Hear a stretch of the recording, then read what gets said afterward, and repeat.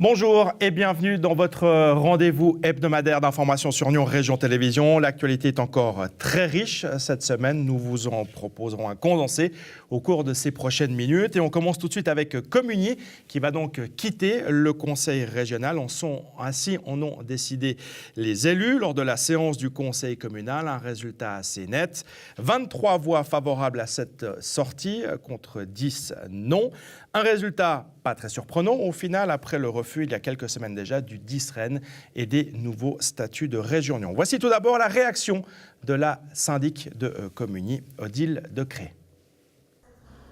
Odile Decré, vous êtes la syndic de Communies et Communies ce soir a réussi son Brexit, si on peut se permettre cette expression, en sortant du conseil régional. Expliquez-nous comment ça s'est passé.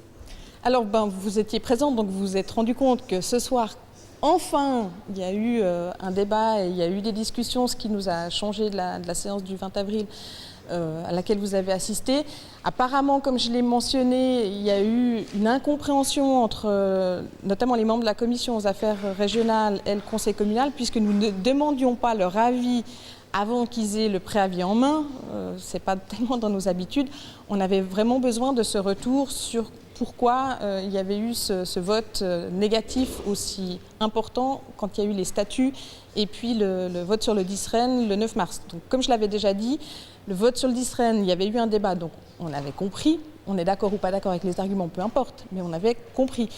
Les statuts pas. Donc là, même si les gens ne sont pas forcément revenus sur les statuts, il y a eu au moins un certain nombre de conseillers, y compris certains qui s'expriment moins, qui ont pris la parole. Alors après, on est d'accord ou pas d'accord, à nouveau, sur la sortie. Mon collègue Yver Monja l'a exprimé, c'était à contre-cœur, comme on l'a dit, que nous présentions ce préavis. Mais on avait besoin de savoir où on devait aller avec le conseil, parce qu'on ne savait plus très bien ce qu'il fallait faire. Après ces 3 votes très négatifs contre le pire, le DISREN et les statuts.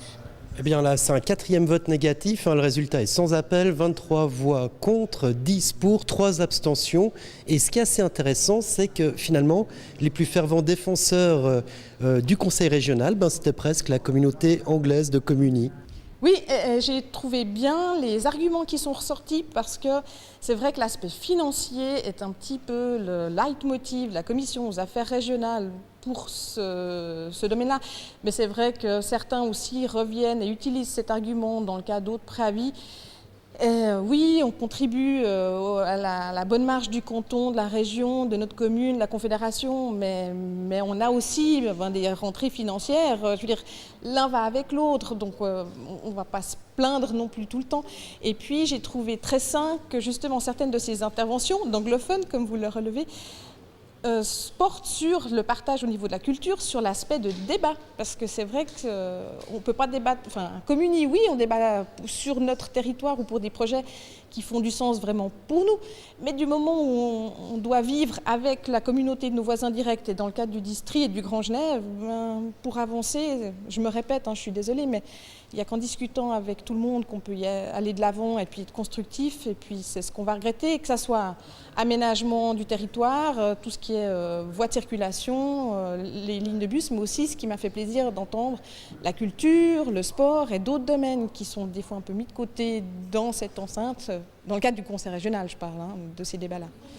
En tout cas, ce soir, c'était la dernière séance du conseil communal et Communies est sorti du conseil régional. Pourtant, il reste encore 2 ans à rester au sein de cette instance. Comment allez-vous fonctionner ? C'est une excellente question. Là, tout de suite, je ne sais pas bien comment on va s'adapter, nous, dans le cadre des votes qui seront faits dans les séances du conseil intercommunal. Le but, c'est d'être constructif à nouveau. Ça a toujours été le message de la part de la municipalité de Communies. Après, comment le délégué qui sera issu des rangs du conseil communal, puisque nous n'en avons pas. La semaine dernière, nous avons eu l'assermentation des autorités. Il y avait les délégations qui devaient être nommées.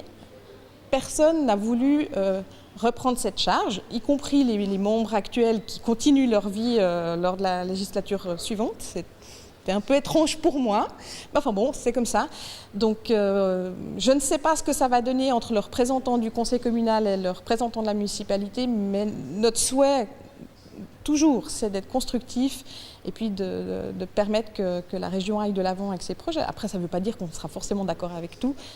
on l'exprime et on l'assume. Mais nous, notre but, c'est pas juste de dire non, de taper, c'est toujours dans un but constructif. Emmanuel Weisskopf, membre de la Commission aux affaires régionales, partisan de ce retrait, s'est également exprimé à l'issue du vote.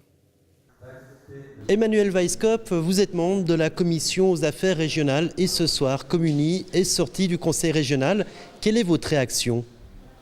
On avait pu s'attendre à cette décision puisque la proposition est venue de la municipalité qui a proposé la sortie après les décisions précédentes de refuser le DISREN et les statuts. C'était un peu dans la logique, la continuité. C'est aussi une victoire pour la Commission aux affaires régionales qui était justement pas très régionaliste. Ah non, je ne dirais pas ça. Nous avons vraiment évalué le pour et le contre. Et vous vous souvenez peut-être la dernière fois quand on a discuté, on était pris par surprise du dépôt du préavis de la municipalité. On ne s'attendait pas à cette activité précipitée. Et donc on a évalué le pour et le contre. Et nous avons conclu à la fin qu'on était d'accord avec la municipalité que de sortir du conseil régional était la décision juste. Mais tout de même, c'est la Commission aux affaires régionales qui avait préavisé contre le DISREN notamment. C'est vrai, mais là c'était le côté financier. Sur le côté financier, on était toujours un peu à l'écart de toutes ces décisions route suisse, RDU, abattoir, et on a dit on donne déjà à peu près 40 millions par année à la Confédération au canton point de vue impôt, donc la solidarité, on l'a montré déjà. On a dit, nous, on veut décider quand on veut participer à un projet, exemple Musée du Léman, on pourrait être sponsor, mais pas être pris dans la solidarité d'un quatrième niveau ou payer un impôt régional en plus. Mais justement, alors, sur un projet régional, alors vous seriez prêt à avancer des fonds, pourtant vous auriez finalement pas votre mot à dire sur le dimensionnement et puis sur les différents aspects d'un tel projet. C'est vrai, mais ayant observé le fonctionnement du conseil intercommunal, du conseil régional, je peux vous dire que déjà on n'a pas un mot à dire. Et quand on se lève pour demander quelque chose, on est vite mis à côté, puis la majorité soviétique du conseil intercommunal ne laisse aucune chance aux individus sortis d'un législatif. C'est vrai qu'on a l'impression que ce n'est pas tant le concept du conseil régional, mais plus son fonctionnement. Vous avez dénoncé un peu la lourdeur de cette institution, des préavis très touffus, très peu concis et compréhensibles, et le fait de finalement ne pas pouvoir voter comme on le souhaite au sein de l'instance du conseil intercommunal. C'est un peu ça. Donc ça fait depuis le refus du pire en 2010-2011, qu'on s'est vraiment penché sur le fonctionnement du conseil régional et on s'est aperçu que ça se tourne autour de Nyon, de Gland, avec les acteurs principaux qui s'y trouvent. Les petites communes un peu périphériques, ils jouent le jeu parce qu'ils ont un avantage, alors qu'en Terre Sainte, il n'y a pas vraiment de projet qui pourrait venir du conseil régional. Donc en Terre Sainte, enfin à Communy, on n'a jamais vraiment vu l'avantage d'un conseil régional autre que la coordination pour le sport, la culture, le développement économique qui est écrit dans une loi cantonale. À votre avis, comment va fonctionner Communy pendant les 2 années durant lesquelles elle va devoir rester au sein du conseil régional ? Mais nous allons jouer le jeu comme le font Gingin, Chaiseray, qui sont dans le conseil régional mais ont refusé le DISREN. Donc on va participer aux discussions, pas participer au vote. Et une fois qu'on sera sorti, on sera 3 communes dans Terre Sainte, donc Cran qui n'est jamais rentré, Begy-Besset qui va sortir à la fin 2016 et Communy avec 3 communes sur 9 communes en Terre Sainte. On est déjà un tiers de sortie. On n'était pas les premiers, on va peut-être pas être les derniers. En acceptant ce préavis de la municipalité qui demandait donc la sortie de Communy du conseil régional, est-ce que ça marque aussi la fin de la commission aux affaires régionales ? En ce qui concerne les membres actuels, certainement. Ils ont tous décidé de ne pas continuer l'aventure. Et ça compte aussi pour le délégué actuel. Il ne veut plus continuer. Et on verra dans le nouveau législatif qui va se réunir au mois de septembre quels sont les volontaires ou les bénévoles qui veulent participer à cette aventure. Et si une nouvelle commission aux affaires régionales est montée, et si cette commission demande de rejoindre le conseil régional, qu'est-ce que vous en penseriez ? On en discutera. C'est bien possible que le nouveau conseil, je crois qu'il y a un renouvellement d'un tiers de conseillers, auront d'autres idées, puis on verra la suite. Autre actualité importante pour l'ensemble de la région, c'est l'avenir de Teledol. Il y avait une assemblée générale extraordinaire cette semaine et les actionnaires de Teledol ont accepté que ce soit désormais le conseil régional qui gère le massif de la Dole. Stéphane Natilini, vous êtes le président de Teledol. Bienvenue sur ce plateau. Concrètement, qu'est-ce que ça change le fait que ce soit le conseil régional qui reprenne l'exploitation ? Alors il faut juste se rappeler qu'on a terminé le mandat avec l'Union Saint-Sergue, puisque l'Union Saint-Sergue-Moret a décidé de se consacrer sur sa mission de transport public. Donc il fallait trouver une solution. La solution du conseil régional pour la direction de Teledol est peut-être une phase transitoire. On verra un petit peu comment ça va se passer. Ce qui était important, c'est que cette société devienne régionale sur le fond. Ça veut dire que ça soit régi sous le régime du conseil régional. C'était important vis-à-vis de nos partenaires français parce que de leur côté, ils ont également cette association régionale qui est derrière la Sogestar, le syndicat mixte, la communauté de communes, le département du Jura. Donc c'était important d'avoir cette même force-là. Et puis c'est important aussi pour tout ce qui est subvention future pour ce domaine. Sous la coupe du conseil régional, eh bien, ça sera beaucoup plus facile de lever des subventions, des subsides de temps interreg, des fonds européens, que des fonds cantonaux, des fonds LADE. Voilà, c'est très important que ça soit passé comme ça. Alors le conseil régional avait demandé aux communes membres justement de leur céder les actions. Ça a été fait dans une large majorité. Certaines communes ont décidé de garder leurs actions, donc elles seront, elles encore, actionnaires de Teledol ? Tout à fait, elles seront toujours actionnaires de Teledol.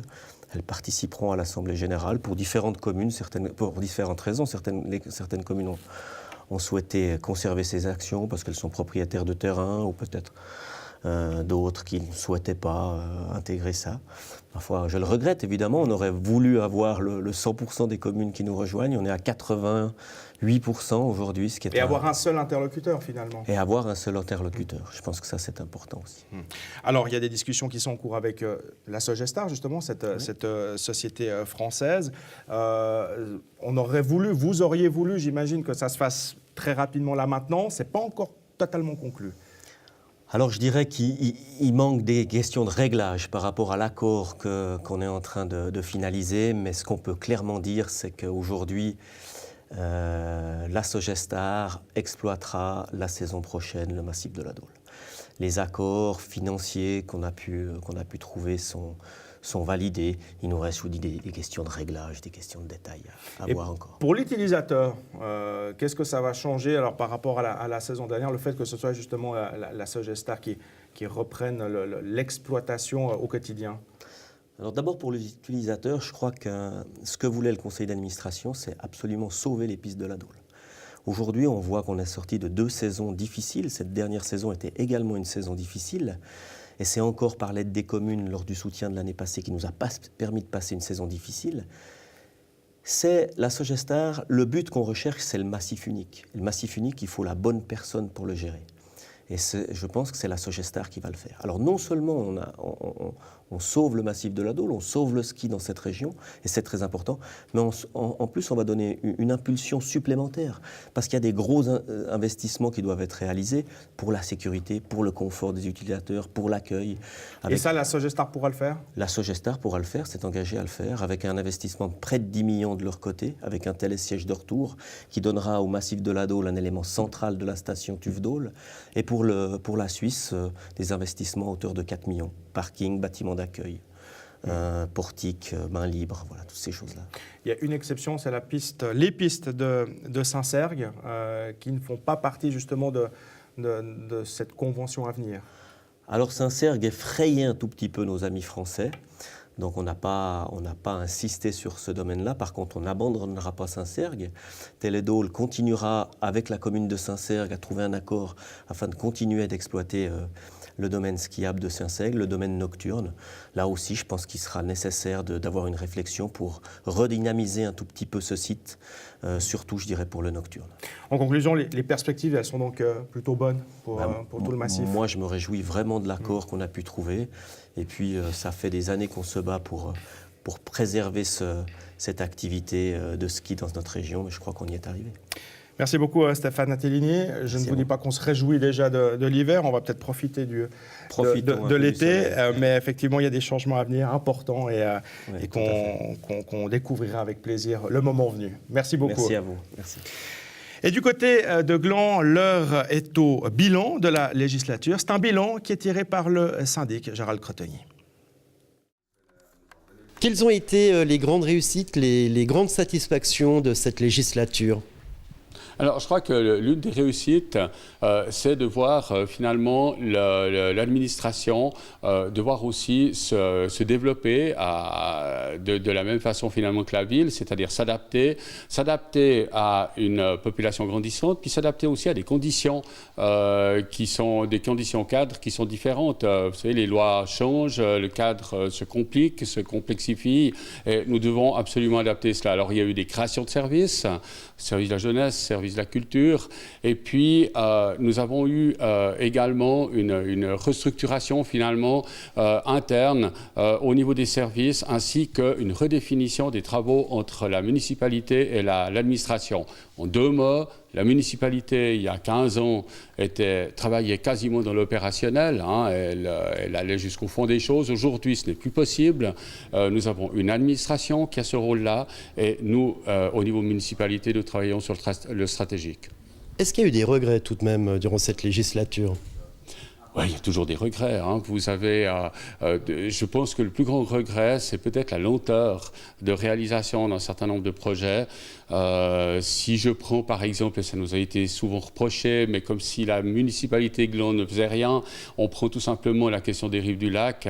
Les rives du lac, c'est un objet que nous tentons de mettre sur pied depuis de très nombreuses années. Aujourd'hui, nous sommes quasiment à bout touchant, mais il faut juste savoir, c'est que nous sommes dans un pays de droit, qu'il y a beaucoup de possibilités également d'utiliser ces droits, et nous avons d'autre part les services cantonaux, voire des fois fédéraux, qui interviennent aussi dans ces dossiers et qui compliquent les choses. Quels sont les principaux enjeux de la future législature ? Alors, je crois que pour la future législature, il faudra bien sûr poursuivre certains projets. Aujourd'hui, si vous prenez la gare, si vous prenez le Vieux-Bourg, par exemple, si vous prenez le quartier de la Combat et certainement 2 ou 3 autres éléments constructifs qui devront être faits, tout cela sera un petit peu finalement au menu de la future municipalité. Ça veut dire aussi que nous devrons résoudre des problèmes liés par exemple à la mobilité. Aujourd'hui, on voit la mobilité est l'un des problèmes majeurs finalement de la population. Quand on fait des enquêtes, c'est ce qui ressort d'abord.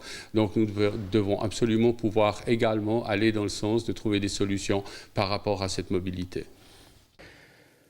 La municipalité en a par ailleurs profité pour présenter les comptes 2015 avec un résultat supérieur aux attentes, dû notamment à quelques rentrées exceptionnelles.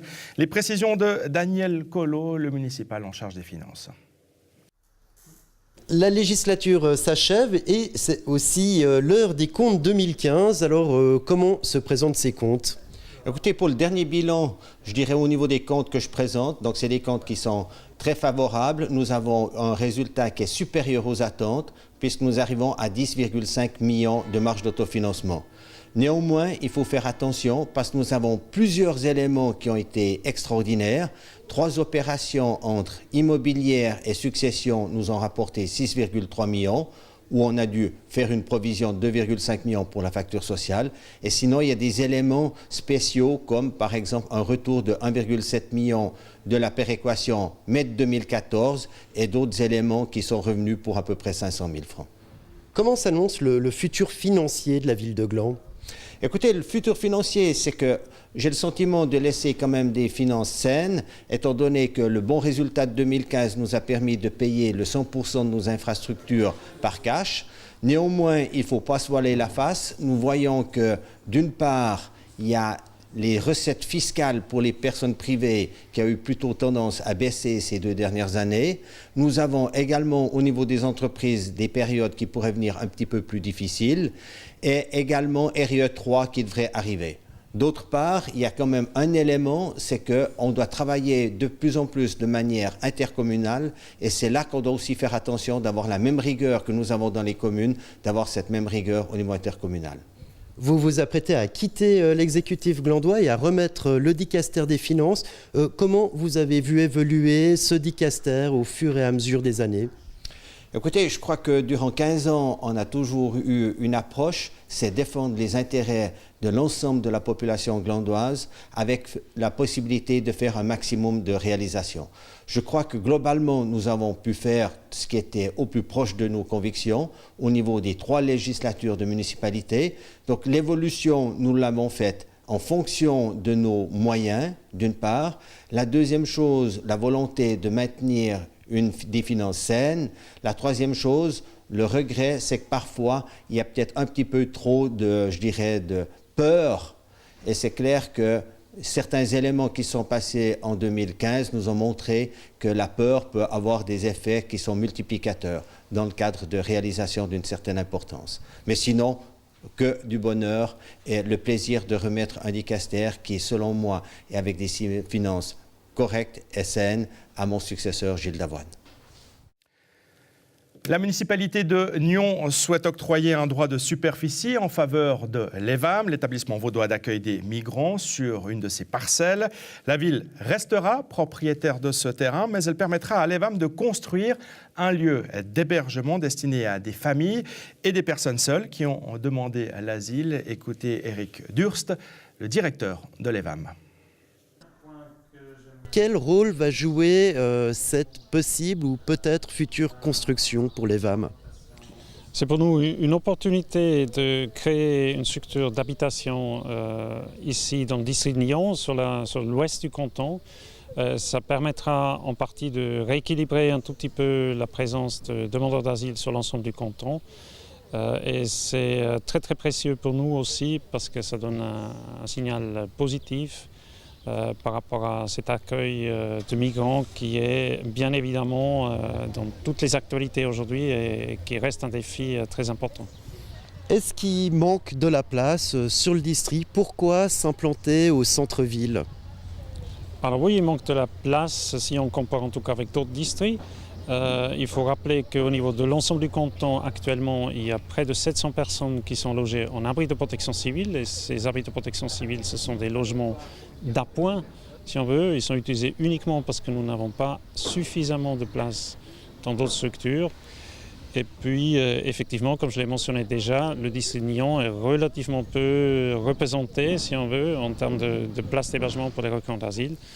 Et donc, la ville de Nyon, elle joue son rôle et je salue cette proposition de la municipalité que je remercie pour l'excellente collaboration que nous avons avec elle ces dernières années. Alors sur le district à Ézin, ce serait une parcelle cantonale qui est située au centre de la commune. À Nyon, c'est une parcelle communale qui sera en droit de superficie et qui est aussi située en centre-ville. C'est une stratégie, une volonté de l'EVAM de placer les migrants au centre des communautés. Alors je pense qu'il y a tout d'abord des contraintes qui sont simplement liées à la présence de terrain. Le terrain Ézin, il appartient au canton, c'est ce terrain-là qui appartient au canton, ce n'est pas un autre terrain. Donc après, les terrains, on ne peut pas les inventer, on ne peut pas non plus les déplacer à l'autre bout de la commune à sa guise. Ça, c'est une première chose. Un deuxième élément, c'est qu'il faut toujours rappeler que les demandeurs d'asile, ils n'ont pas de voiture, pas de mobilité individuelle, donc ils dépendent pour leur déplacement des transports en commun et donc une certaine accessibilité à ce niveau-là est également un des critères à prendre en compte. Les opposants à l'accueil de ces migrants dénoncent un manque de communication de l'EVAM, des séances d'information qui arriveraient trop tard. Qu'est-ce que vous avez à leur répondre ? Pour nous, c'est important toujours de communiquer. Après, il faut communiquer au bon moment. Donc, à un certain moment, c'est l'effet d'annonce peut-être. On annonce un projet. Ensuite, une séance publique sera organisée ici à Nyon comme elle sera organisée à Ézin. À Ézin, simplement, le projet n'était pas suffisamment avancé pour pouvoir faire une séance où on peut communiquer des choses concrètes à la population. Mais cette séance, elle aura lieu à la fin de l'été, comme elle aura lieu également ici à Nyon, en présence de Monsieur le Conseiller d'État Philippe Lebas. Nyon accueille moins de migrants que d'autres communes de taille similaire. La municipalité entend donc répondre à l'appel du Conseil d'État de participer à l'effort de solidarité cantonale. Les précisions des 2 municipales dont les dicastères gèrent le dossier, à savoir Stéphanie Schmutz et Fabienne Frémont-Canton. Pourriez-vous nous expliquer quel projet va prendre forme sur cette parcelle communale qui sera cédée en droit de superficie à l'EVAM ? Alors le but est de construire des logements, enfin un certain nombre de logements. Vous dire exactement combien maintenant, je ne peux pas vous le dire, mais des logements qui permettraient d'accueillir des personnes seules, des couples et des familles. Cette mixité sociale, c'est vraiment l'enseignement numéro 1 à Nyon et c'est ce que la municipalité défend auprès de l'EVAM. Oui, elle défend cette mixité parce que je pense que pour l'intégration des personnes dans le milieu de vie d'une ville comme Nyon, on n'a pas de quartier où vivent que des hommes seuls par exemple. Donc on pense que dans les quartiers, il y a cette mixité. Dans un nouvel immeuble que l'on construirait, se doit aussi d'avoir cette mixité. En 2013, vous aviez déjà eu un projet de construction d'immeubles au Tine pour accueillir des migrants. Ça, s'était pas fait. Vous aviez un peu récupéré le dossier et vous aviez assumé jusqu'au bout. Ça va être la même chose puisque vous êtes la dernière représentante de cette municipalité à défendre ces dossiers. Oui, mais j'assume totalement. Moi, je pense qu'une ville comme Nyon se doit d'assumer son rôle de ville-centre, se doit d'assumer son rôle vis-à-vis des requérants du canton. Tous les districts accueillent un certain nombre de requérants. Nous, on est vraiment le district qui accueillons le moins de requérants, que ce soit Nyon ou les communes environnantes. On doit participer à cet accueil, on doit jouer notre rôle. Donc pour moi, il n'y a aucun problème à assurer ce rôle jusqu'au bout. Vous n'avez pas peur d'aller face à un mur, face à des gens bien armés qui feront forcément opposition à ce projet ? Alors les oppositions et les recours font partie de tout projet d'urbanisme, quel qu'il soit. Donc ça c'est la vie. Cette parcelle est bien placée, mais elle est mal utilisée, mal valorisée en ce moment. Donc elle sera beaucoup mieux auparavant avec quelque chose qui sera en lien avec tout le quartier. Maintenant c'est un pur dépôt.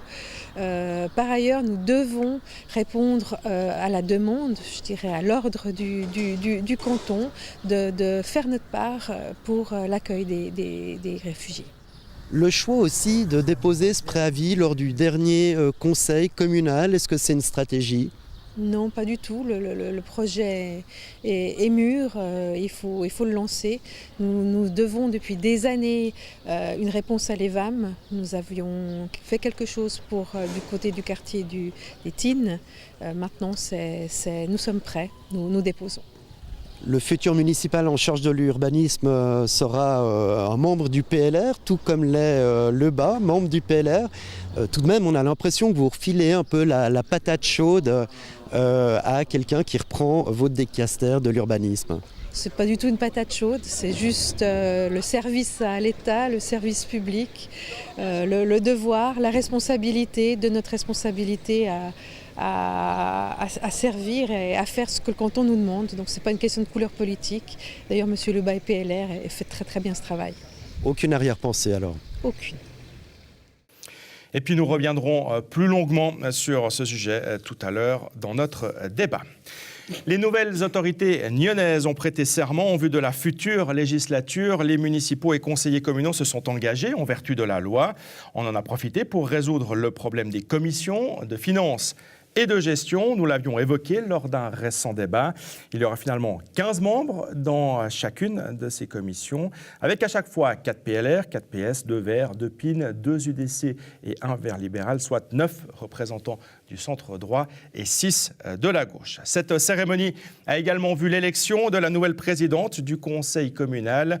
Christine Trollier accède au perchoir et aura la lourde tâche de diriger les débats. Florian Cavalleri l'a rencontré juste après son élection.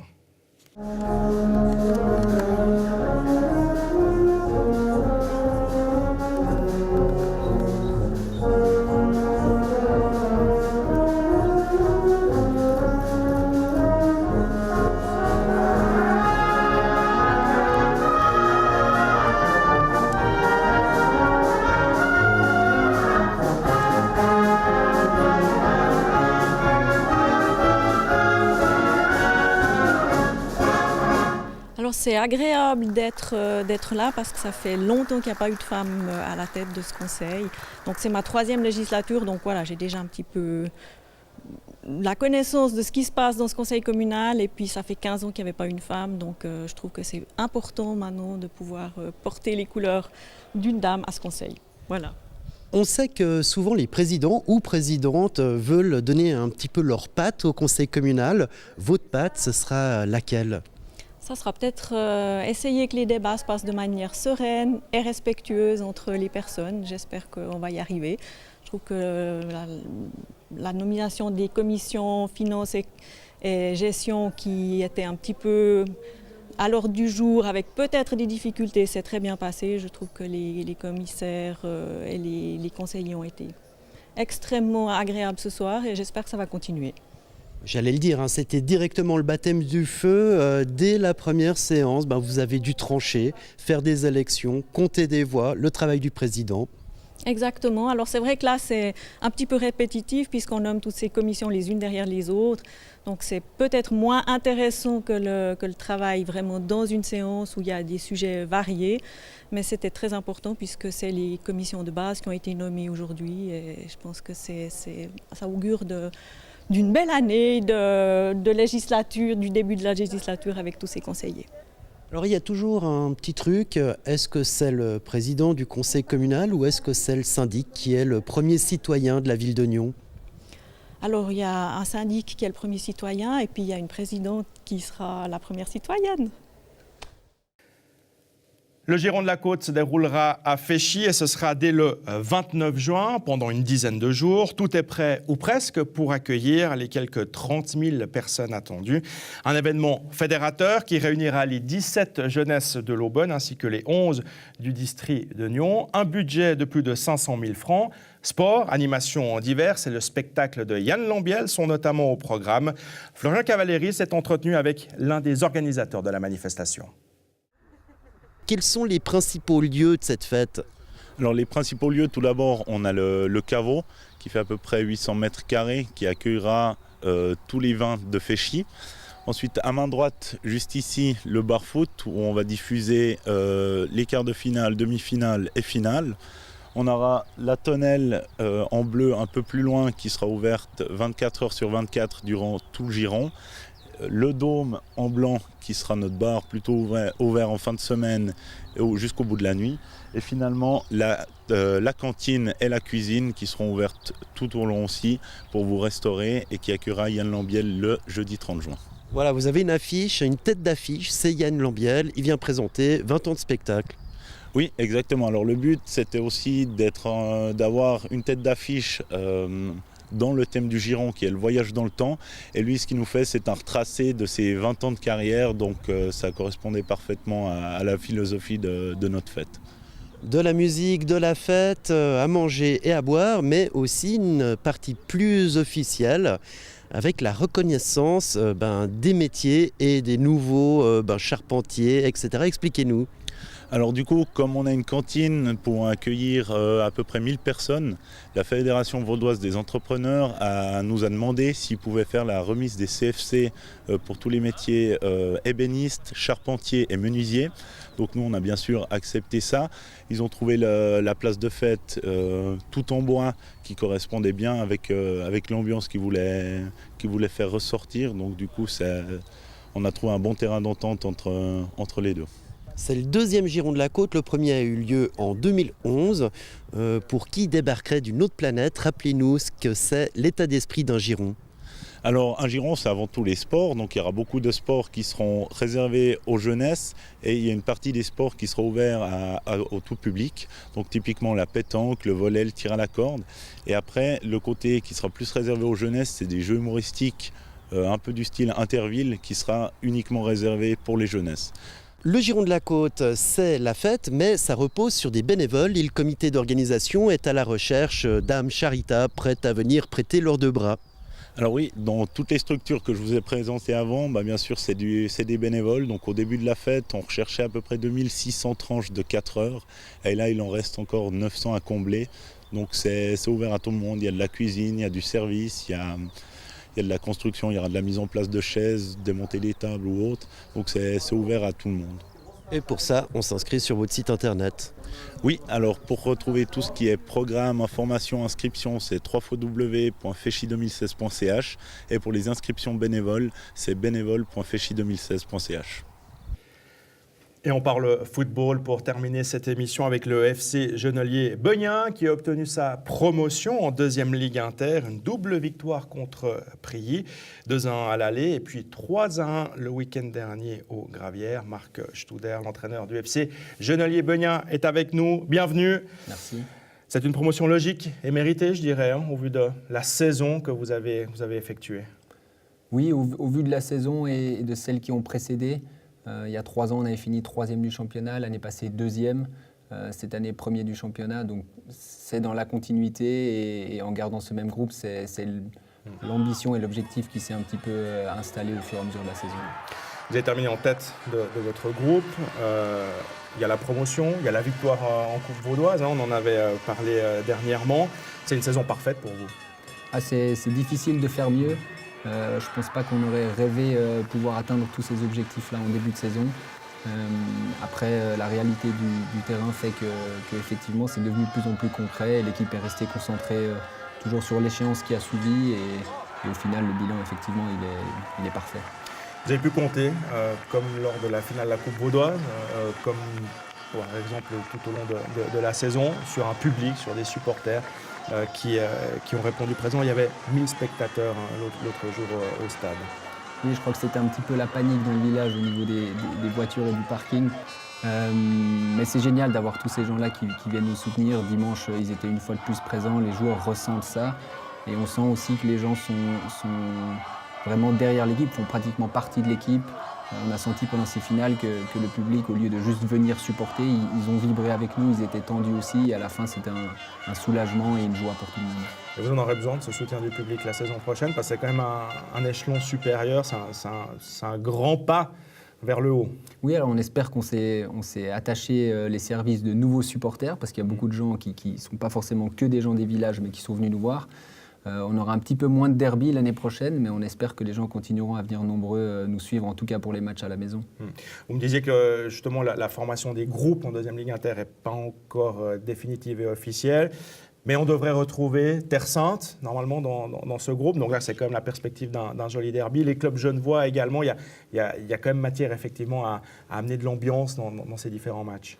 Oui, donc les groupes ne sont pas encore confirmés, mais effectivement, on va certainement être dans le groupe avec Terre Sainte et les équipes genevoises. Donc nous, on va essayer d'amener du public là-bas, c'est pas tellement loin, et essayer de faire venir les gens voir ces matchs à la maison contre des équipes qu'on n'a encore jamais affrontées. Une des forces de Genolier-Beugnin, c'est son mouvement junior, c'est tous ces jeunes qui justement gravissent tous les échelons jusqu'à la première équipe. Il y en a énormément qui font partie justement de la première équipe, plus de la moitié, si je ne me trompe pas. Vous allez continuer avec eux, les jeunes vont continuer avec vous dans le projet Deuxième Ligue Inter? Ça, c'est évident. Donc je pense que la vraie fierté par rapport à cette promotion, c'est aussi de l'avoir obtenu avec les jeunes de chez nous. Donc si je prends le match de dimanche, le match retour des finales, sur les 11 joueurs qui ont commencé, il y en a 10 qui sont passés par nos mouvements juniors. C'est la fierté et c'est la formule qui fonctionne pour nous. Donc on ne serait pas monté si on n'avait pas pu tenir cette ligne de conduite-là et faisant jouer nos jeunes. Donc évidemment qu'on compte sur eux l'année prochaine et puis sur les saisons qui viennent. en essayant de continuer à intégrer ceux qui sortent des catégories juniors. Et ils arrivent à faire justement eux aussi ce petit pas, de cette progression qui va permettre à l'équipe, alors on ne va pas vous demander de jouer les premiers rôles en deuxième ligue inter, mais en tout cas de vous battre à chance égale avec les autres équipes. Oui, on voit sur ces dernières années les jeunes qu'on a intégrés, de par nos équipes juniors et aussi tout ce qui se fait sur le team La Côte, font que les jeunes qui arrivent à 17 ans sont prêts pour le football actif. Et pour nous, peut-être que certains ont besoin d'un petit peu plus de temps, 6 mois, 1 année, mais on a vu que ça finit par payer si eux travaillent comme il faut et que c'est des renforts pour notre première équipe, et je pense que ça sera encore le cas en deuxième inter. Et vous serez là à la tête de l'équipe? Oui, je serai présent pour relever ce nouveau défi. C'est un peu tôt pour parler d'objectifs déjà pour cette deuxième ligue inter, mais vous en avez déjà un dans le coin de la tête? Non, on est plutôt en mode célébration, récupération, mais l'objectif, je pense qu'on va essayer de se fixer, c'est de continuer dans la dynamique positive, essayer de tout de suite se mettre à niveau et de faire des points au départ. Ouais. Et puis ça sera une rentrée certainement animée du côté de Gennevilliers-Boyan. On n'oublie pas qu'il y aura le match de Coupe de Suisse également. Donc là, ce sera également un joli défi pour vous. Merci beaucoup Marc Studer. Et puis on vous accueillera avec plaisir de nouveau sur ce plateau pour continuer à parler des exploits du FC Gennevilliers-Boyan. Merci beaucoup. Et puis merci également à foodmag.ch qui nous a mis à disposition les images et qui propose régulièrement justement des images et des résumés des matchs des ligues inférieures. Voilà, c'est tout pour aujourd'hui. Dans un instant, on va se retrouver pour le débat où il sera question justement de l'EVAM et de ce projet du côté de Nyon. Vous le savez, vous pouvez en tout temps revoir nos émissions sur notre site nrtv.ch ainsi que sur notre page Facebook. Très belle suite de programmes à vous et à très bientôt.